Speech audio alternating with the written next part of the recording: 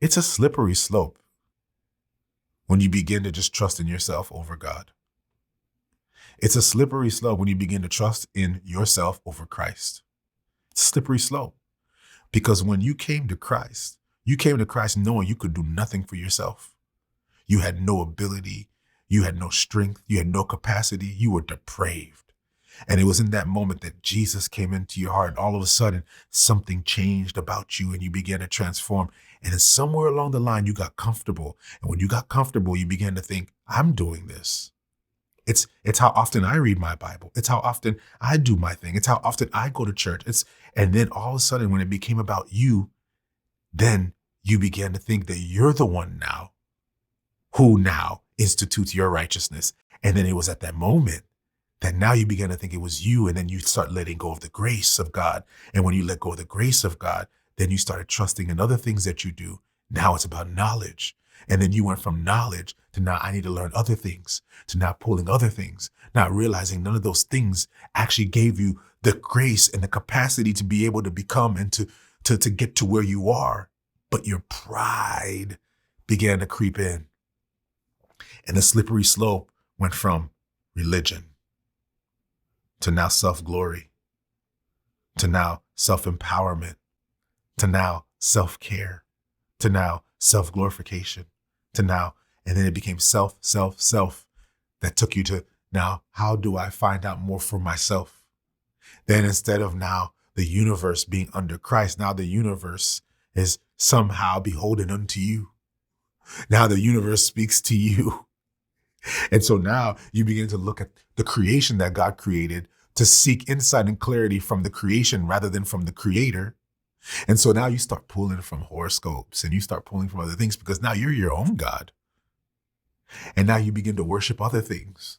Now it was about power and about politics and about everything else. And somehow you lost Jesus along the way. Jeremiah has a name for that person. That person is a harlot. This was Israel, fam. When Israel had nothing, all Israel can do is trust in God. When Israel had nothing, all Israel could do was depend on God. When Israel had nothing in Egypt, they had to trust in the miraculous power of God.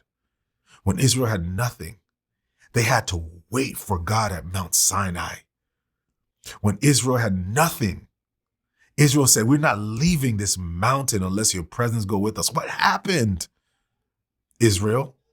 When Israel had nothing, Israel navigated through the wilderness, building a tabernacle and tabernacling with God. And everywhere they stopped, the tabernacle was there. When Israel had nothing, they watched for the cloud and followed the cloud. When Israel had nothing, they depended entirely on the voice of God when Israel had nothing.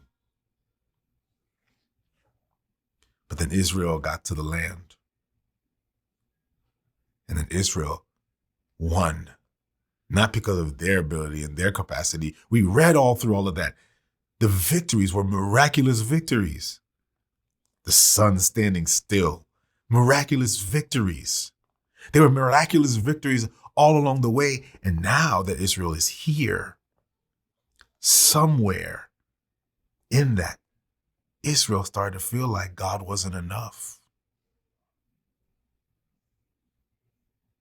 It's a scary thing. It's a scary place to arrive to when God isn't enough. It's a scary place to be when God isn't enough. Because the moment you start incorporating other things with God, the moment you start incorporating your religion or your ability with God, the moment you start incorporating your ideology and your politics with God, the moment you start incorporating your mindset, your frame of thinking, your worldview on God,